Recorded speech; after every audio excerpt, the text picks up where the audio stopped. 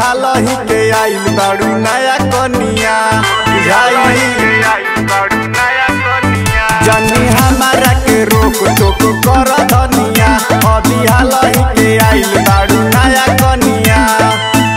आज छोड़ देना गइल अपना धंधा पर जाके बैठ गइल बिया मुर्गी अंडा पर बिया हम के घुमा दे हीरो हंडा पर बिया हम के घुमा दे हीरो हंडा पर।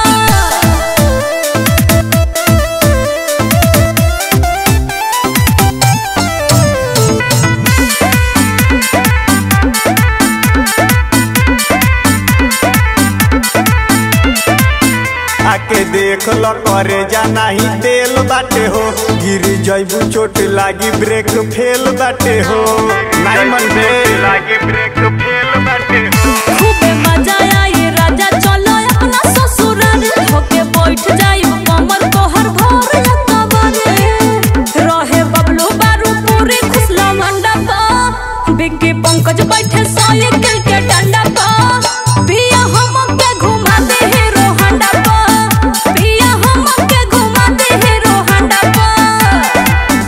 जनी हमारा के रोक टोक कर धनिया अभी हाल ही के आइल बाड़ू नया कनिया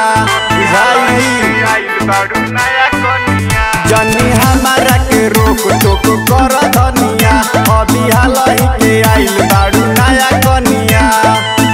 आज छोड़ देना गइल अपना धंधा पर जाके बैठ गइल